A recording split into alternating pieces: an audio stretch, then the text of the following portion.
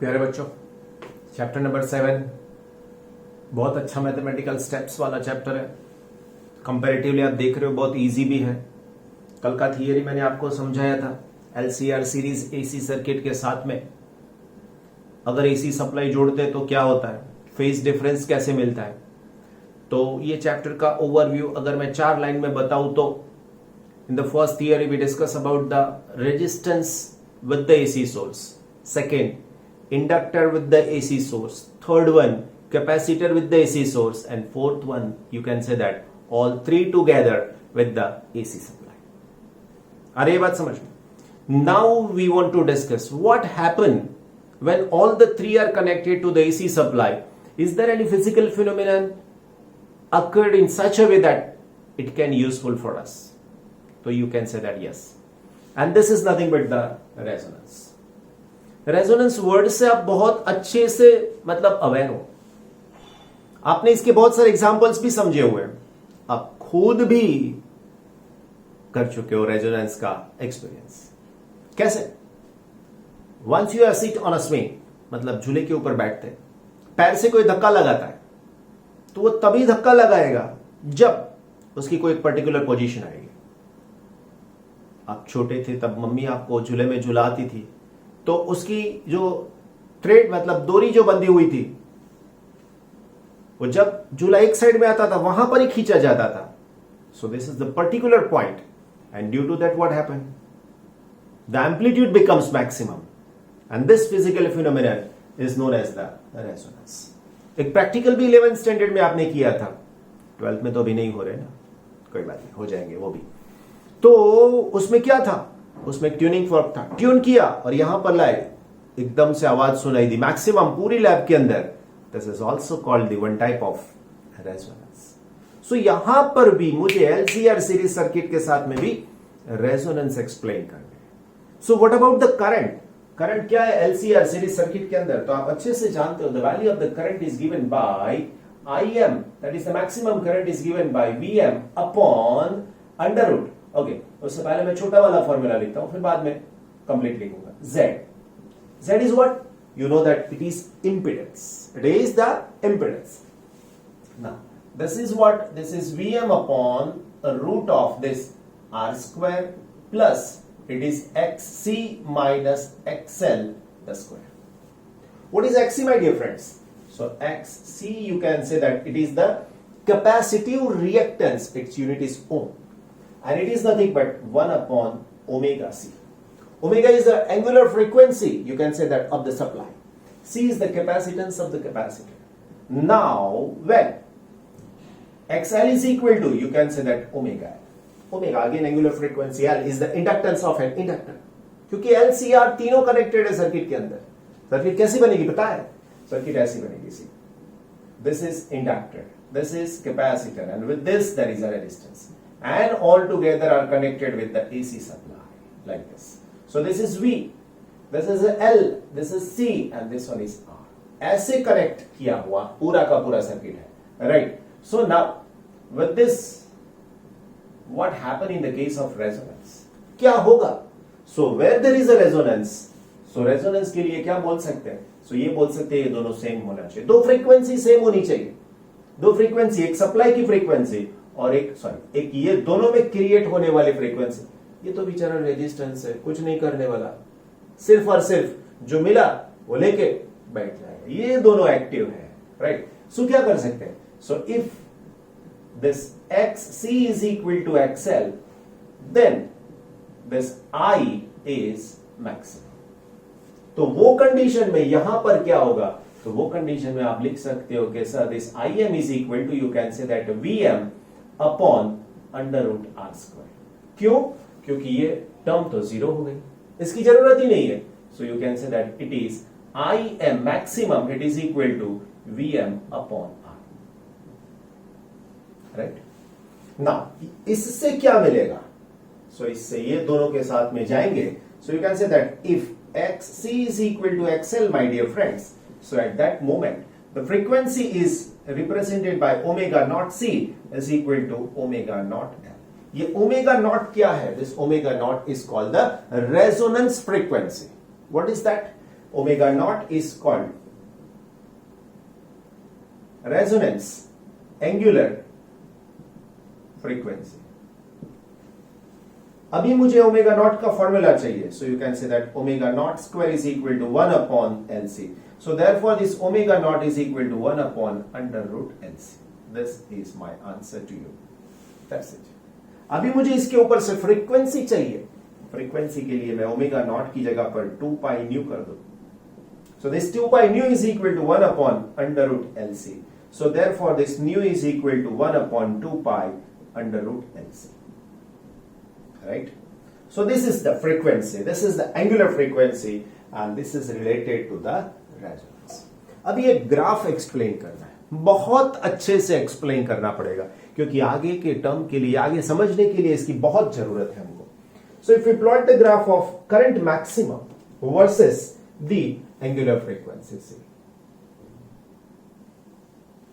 On the y-axis, we are taking the maximum current, see, Im.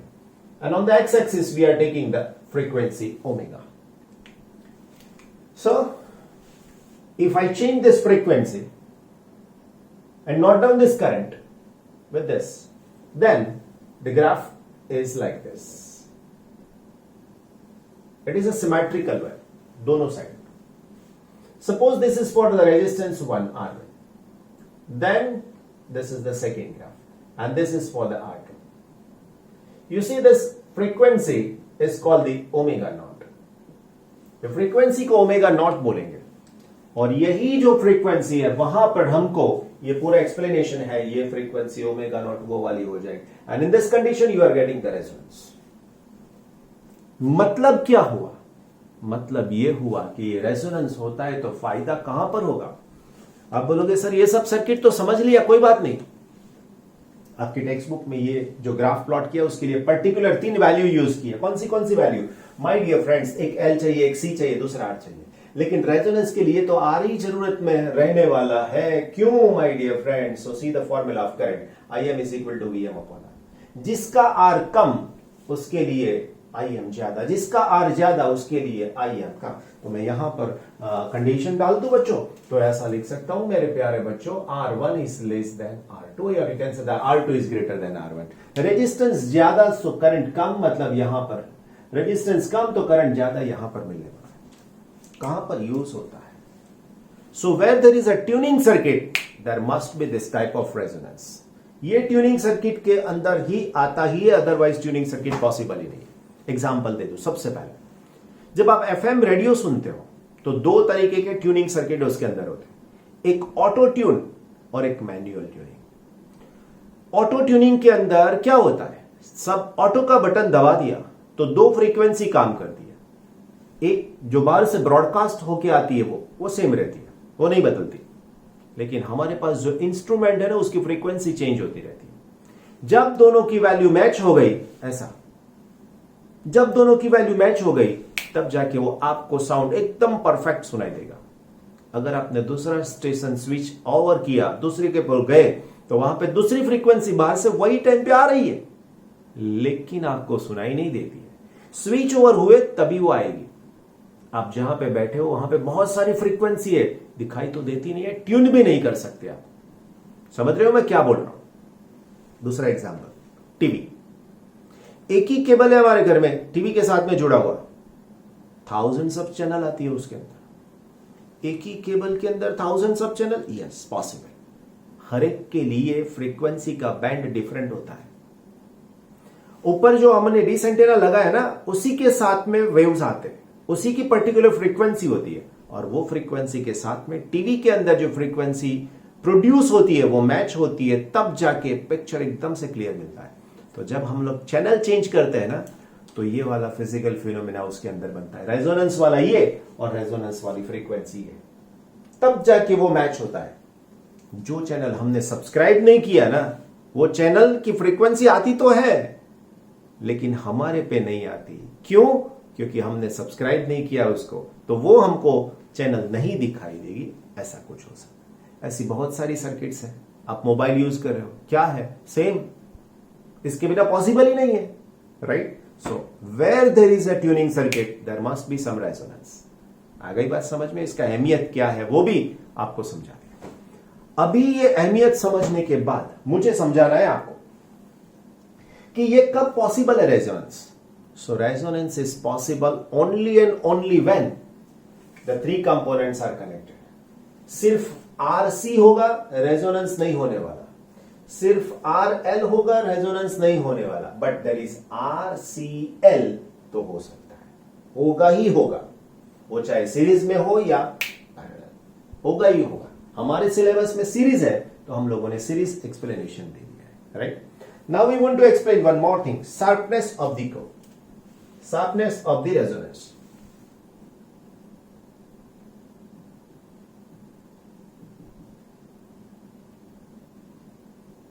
Sharpness of the resonance क्या है वो समझना है। अभी ये सब की जरूरत थोड़ी कम है तो शायद मैं यहां पे जगह कम पड़ी तो इसको निकाल दूंगा, राइट, क्योंकि इसका डिस्क्रिप्शन बहुत इंपॉर्टेंट है। सबसे पहले यही फॉर्मूला हम लोग यूज करेंगे, यही formula. So what happen at the time of resonance? So you already said that sir at the time of resonance this to becomes same, right. ये इक्वल हो गए तो ये कंडीशन मुझे मैक्सिमम पावर की मिलने वाली, that's it. So here I am using the same condition. So at resonance what happened? So you can say that with this it is giving number 1. Now at resonance this XC is equal to XL and this omega naught is equal to 1 upon under root LC, and you are getting the maximum value of the current, that is called IM maximum. यहां पे नहीं लिखा था, मैं अभी लिख रहा हूं। This is becomes VM divided by R, VM upon R आगे यूज करने वाले हैं। अभी जो मैं यहां पे एक्सप्लेन करने वाला हूं वो हमारी टेक्स्ट बुक में रिटर्न में 2 लाइन में दे दिया है। What about the formula of the power? So as you know that power P is equal to I square into R, sorry I square into, I need half power. Half power का मतलब होता है P dash is equal to P by 2, half power. So if it is half power then it is I, okay मैं maximum लिखूंगा, I maximum, यहां पे maximum, यहां पे भी maximum, right. So I square maximum divided by 2 into R। मुझे half power चाहिए तो मैंने इसकी डिवीजन में 2 ले लिया, राइट। इसका मतलब होता है if current IM maximum upon root 2 then the power becomes P by 2। आई बात समझ में? क्योंकि यहां पे स्क्वायर है तो मैं इसको अलग से लिखूं तो क्या लिखूं? तो यहां पे मैं लिखूंगा IM maximum upon root 2 into IM maximum upon root 2 into, ऐसे मैं लिख सकता हूं। Get the point? अभी इसमें से एक करंट ले लिया तो ये करंट इतना होता है तो पावर हाफ होता है। बस ये बात आपको डायरेक्ट सेंटेंस के फॉर्म में समझा दी, और यहां से आपको एक बात ये समझनी है कि सपोज ये मैक्सिमम वैल्यू है, right, this is called IM maximum. अभी मुझे हाफ पावर चाहिए तो हाफ पावर के लिए बराबर सुनना ये सेंटेंस, हाफ पावर के लिए करंट हाफ नहीं होता है मैक्सिमम वैल्यू से, करंट होता है 1 upon root 2 times. And my dear friends 1 upon root 2 का मतलब होता है 0.707, 0.5 नहीं है, कतई नहीं है। So you can say that at the same point here, ये 2 पॉइंट्स के लिए मैं यहां पे लिखता हूं ω2, यहां पे लिखता हूं ओमेगा, राइट। यहां पे मैं लिख रहा हूं डेल्टा ओमेगा, यहां पे लिख रहा हूं डेल्टा ओमेगा। तो मुझे ये 2 वैल्यू फ्रीक्वेंसी की इसके आसपास में ऐसी मिलती है जिसके लिए मुझे ये पावर का वैल्यू हाफ मिलता है। So there is 1 value of current and you are getting the 2 frequency for which the power becomes half. फिर से एक बार, हाफ पावर के लिए आपको दो फ्रीक्वेंसी मिलती है। फिर से एक बार, हाफ पावर के लिए दो फ्रीक्वेंसी मिलती है, एक कम है इससे और एक इससे ज्यादा है। So there is a band of the frequency, so there is a band of the frequency and this band is called half power bandwidth. What is it? It is called the half power bandwidth. क्या बोलते हैं नाम? Power half होता है, frequency का band है, इसीलिए हम लोग नाम देते हाफ पावर बैंडविड्थ। फिर से एक बार बोलता हूं, ये पावर हाफ कब हुआ? जब करंट का वैल्यू मेरे प्यारे बच्चों IM मैक्सिमम से √2 टाइम्स हो गया, तो दो फ्रीक्वेंसी के लिए आपको पावर हाफ मिला। एक इससे ज्यादा थी, एक इससे कम था। That's it. ये हमारा मैथमेटिकल स्टेप्स था। आई बात समझ में? अभी इसके साथ में जुड़ी हुई 3-4 और बातें आपको समझनी है। क्लियर? सुनना, मतलब पावर को हाफ करने के लिए आपको इतना करंट लगाना पड़ता है। So now what is omega 1 and what is omega 2? So here I just write omega 1, it is equal to omega naught plus delta omega, and what is omega 2? So you can say that omega naught minus delta omega. आई बात समझ में? So what I write for it? So if I write omega 1 minus omega 2, क्या लिखूंगा मैं? omega 1 minus omega 2 करूंगा तो मुझे मिलेगा 2 delta omega। मुझे ऐसा भी मिल सकता है, ओमेगा 1 माइनस ओमेगा 2, तो ये ओमेगा नॉट तो निकल जाएगा, प्लस होके इतना वैल्यू मिलेगा। आई बात समझ? बस दैट्स इट। अभी आगे हम लोगों को क्या करना है? तो अभी हमको आगे ये डेल्टा ओमेगा समझाना है और उसके साथ में क्वालिटी फैक्टर समझाना है। राइट? हाफ पावर बैंडविड्थ तो समझा दिया, अभी उसके साथ में क्वालिटी फैक्टर को समझना है बस। तो वो क्वालिटी फैक्टर समझा दिया, मतलब थियरी का काम।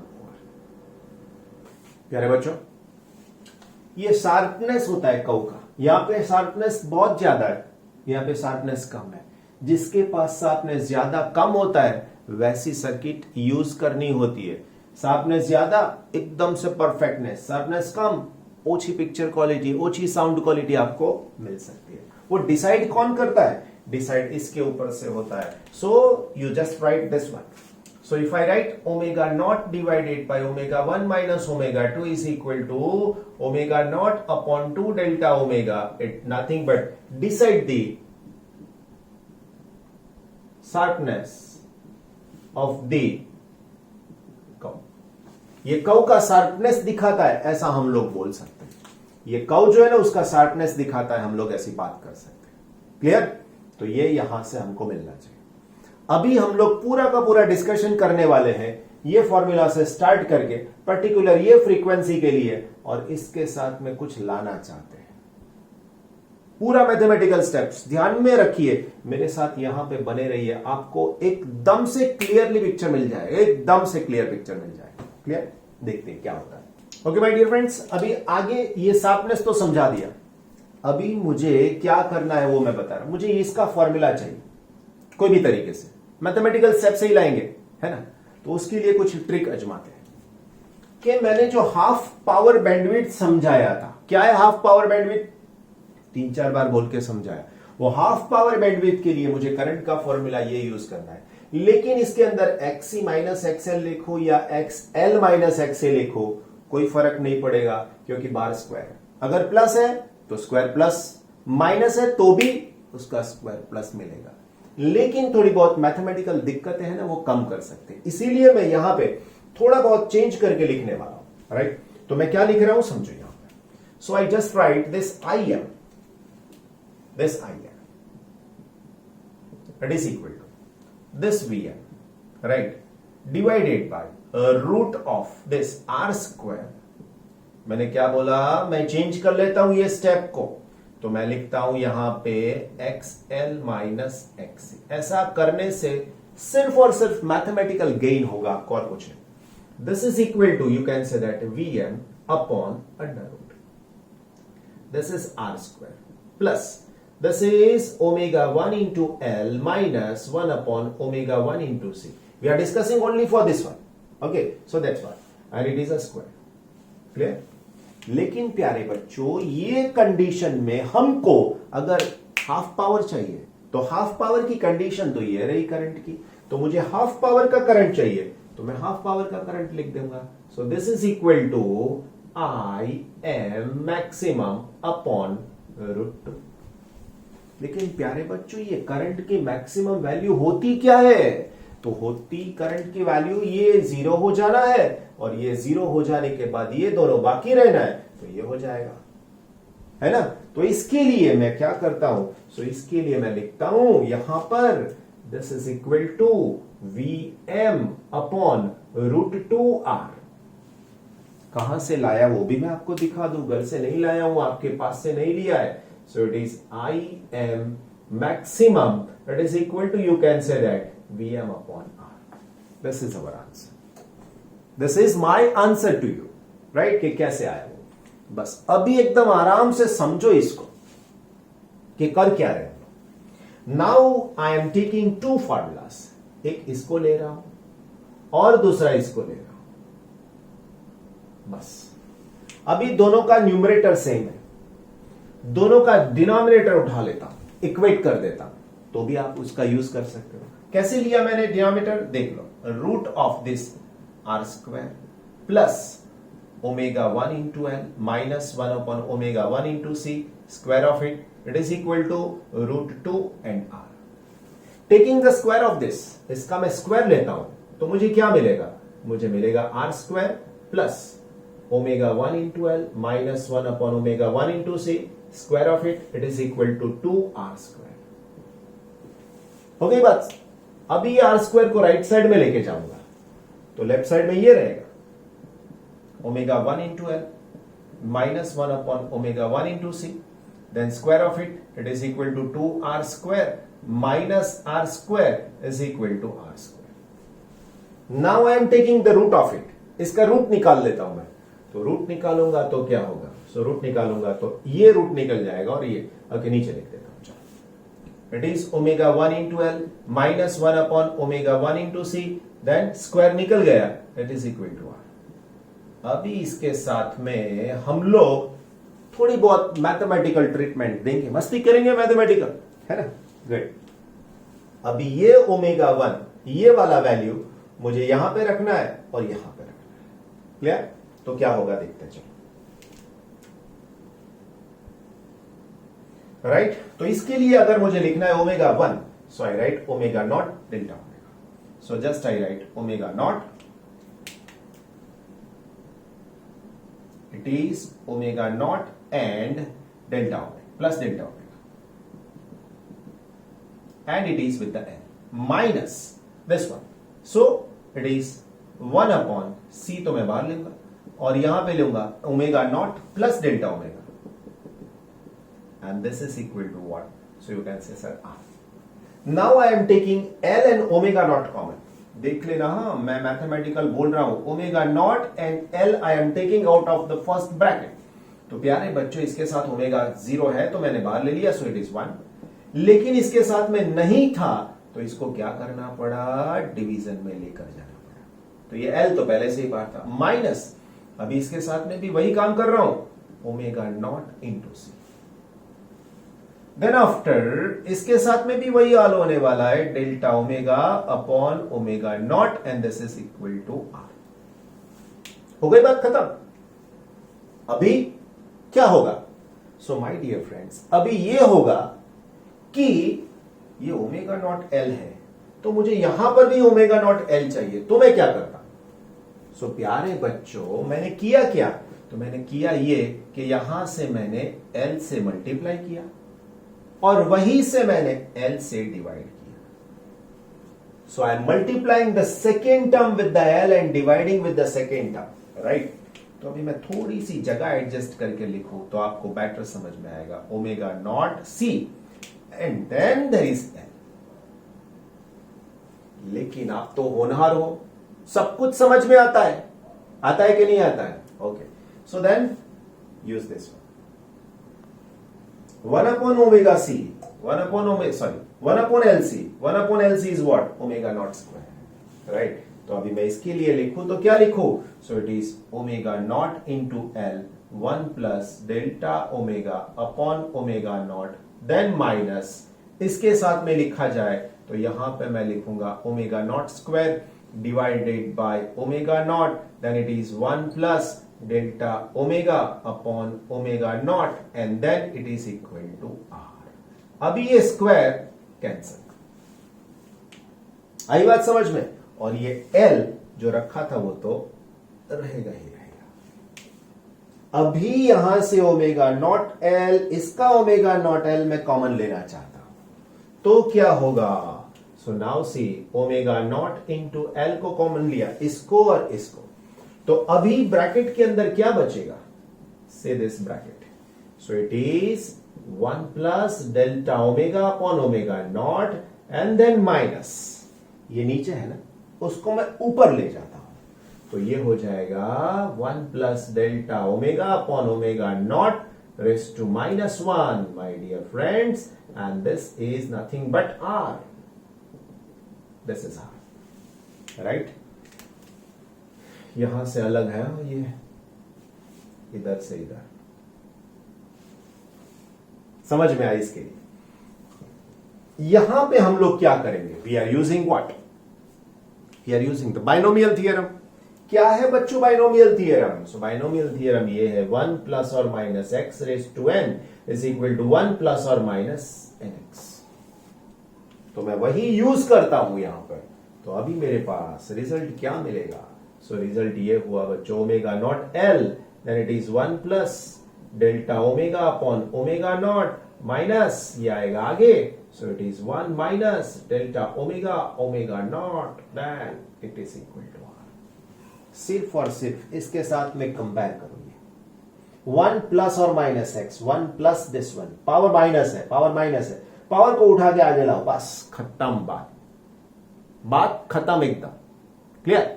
तो ये हो गया हमारा आंसर, राइट? अभी इसको निकाल देते हैं, जगह बहुत कम हो रही है ना, इसीलिए ये थोड़ी बहुत दिक्कतें होती है, लेकिन आप आराम से देखते रहिए। Omega not L, then it is 1 plus delta omega upon omega not minus 1 and plus delta omega upon omega not, and this is equal to R. So ये 1 1 कैंसल, ये दोनों सेम है, तो मैं लिखूंगा omega not L into 2 delta omega upon omega naught, it is equal to R. अभी देख लो कुछ मिला आपको? Yes sir, omega naught 2 delta omega, omega naught 2 delta omega, क्या हो गया? शार्पनेस का टर्म इधर आ गया, राइट? नाउ शार्पनेस का टर्म इधर आ गया तो हम लोग इसका यूज कर सकते हैं, है कि नहीं? फाइन, तो अभी ये शार्पनेस से हम लोग आगे बढ़ने वाले हैं, है ना? तो बच्चों हमारे लिए ये फॉर्मूला ज्यादा इंपॉर्टेंट रह गया, है ना? तो अभी आगे बढ़ते हैं, और क्या करना है? So just from this one, इसी के ऊपर से मैं ये बताना चाहता हूं। ओके, तो मुझे क्या मिला वो? तो सबसे पहले मेरे पास डेल्टा ओमेगा चाहिए, तो ये डेल्टा ओमेगा चाहिए, ये ओमेगा ओमेगा जीरो कैंसिल हो जाएगा, ओमेगा नॉट गेट कैंसिल, ये एल नीचे जाएगा, ये 2 भी नीचे जाएगा, तो मुझे फॉर्मूला ये मिलेगा R upon 2। This is important, right? अभी यहां से मैं ये चाहता हूं, ये वाला, तो क्या मिलेगा? उल्टा पुल्टा करना पड़ेगा, तो अभी मैं ये लिख रहा हूं, ध्यान में रहे, omega naught upon 2 delta omega, ये इधर ले गया, ये दोनों को यहां पे लाया, तो आर नीचे आएगा बच्चों, तो इसको मैं बोलूंगा omega not L upon this R, and this is called Q, and this Q is called my dear friends quality factor. This Q is called the quality factor. Q को क्या नाम देते हैं? क्वालिटी फैक्टर नाम देते हैं। आई बात समझ में? तो ये हो गया क्वालिटी फैक्टर, और ये क्वालिटी फैक्टर यही है, और वो क्या डिसाइड करता है? शार्पनेस। शार्पनेस मतलब ये, और ये हमारे रेजोनेंस की क्वालिटी डिसाइड करता है। क्वालिटी का मतलब क्या हुआ कि सबसे अच्छा पिक्चर मिल सकता है, सबसे अच्छा साउंड मिल सकता है, सबसे अच्छी फ्रीक्वेंसी मैचिंग हो सकती है। तो ये चीज हमारे लिए बहुत बहुत इंपॉर्टेंट रहती है। अब ये क्वालिटी फैक्टर के दूसरे फॉर्मूला भी आप डिराइव कर सकते हो। कैसे डिराइव कर सकते हो बच्चों, बताइए मुझे। तो मुझे पहले ये 2 डेल्टा ओमेगा लिखना है क्यू के फॉर्मेट में। So I just write Q delta omega. ये तो ये ऊपर जाएगा तो ये नीचे आएगा, सो मैं लिख सकता हूं omega not divided by Q. तो ये एक और फॉर्मूला हो गया, राइट। अभी इसके साथ में मुझे और एक क्वालिटी फैक्टर का फॉर्मूला लिखना है। ये तो हो गया, अभी एक और क्वालिटी फैक्टर का फॉर्मूला लिख रहा हूं। Quality factor Q is equal to 1 upon omega naught C and R। कैसे आया बताओ, ये बता। तो यहां पर जो ओमेगा नॉट था तो मल्टीप्लाई किया ओमेगा नॉट से, डिवाइड किया ओमेगा नॉट से, तो ओमेगा नॉट R हो गया, क्योंकि R तो पहले से ही था। अभी ओमेगा 0 स्क्वायर हो गया, ओमेगा 0 स्क्वायर करना है तो 1 अपॉन एल सी लिख सकते हैं। तो यहां पे L एंड C आ गया, C तो बाकी रहेगा, L इसके साथ में कैंसिल हो जाएगा। आ रही बात समझ में? तो वो चेक करना है आपको। नाउ फाइनल, ये सब हो गया क्वालिटी फैक्टर के साथ में। फाइनली मैं क्या बता रहा हूं समझो। फाइनली ये बता रहा हूं मैं कि यहां पे रेजोनेंस के लिए 2-3 बातें बहुत इंपॉर्टेंट है। उसमें इंडक्टर रेजिस्टेंस बहुत इंपॉर्टेंट है। रीजन तो क्वालिटी फैक्टर का फॉर्मूला देखो, Q L एंड R के साथ में जुड़ा हुआ है। जिसके साथ में R कम वहां पे क्वालिटी फैक्टर ज्यादा, जिसके साथ में L ज्यादा उसके अंदर क्वालिटी फैक्टर ज्यादा। मतलब इंडक्टेंस ज्यादा चाहिए, रेजिस्टेंस कम चाहिए, तब जाके क्वालिटी फैक्टर हाईएस्ट मिलता है। और वैसी सर्किट्स नॉर्मली सिलेक्टिव सर्किट बोली जाती है। बहुत सारी सर्किट्स मिलती है लेकिन एक ही क्यू यूज कर रहे हैं, वो सिलेक्टिव सर्किट होती है। कई बार क्वेश्चन पूछा गया selective circuit is based on which, क्या डिसाइड करता है, कैसे करता है सिलेक्टिव सर्किट? तो ये हो जाएगा R एंड L के साथ में। R के साथ में इनवर्सली प्रोपोर्शनल है, L के साथ में डायरेक्टली प्रोपोर्शनल है, और वो दोनों किसके साथ में जुड़े हुए? क्वालिटी फैक्टर के साथ में। माय डियर फ्रेंड्स, बहुत इंपॉर्टेंट टॉपिक है ये चैप्टर वाला रेजोनेंस, क्योंकि ये चैप्टर का बेसिक ही बहुत इंपॉर्टेंट है, साथ में इसका वेटेज भी बहुत ज्यादा है, इसीलिए मैं बात कर रहा हूं। ओके।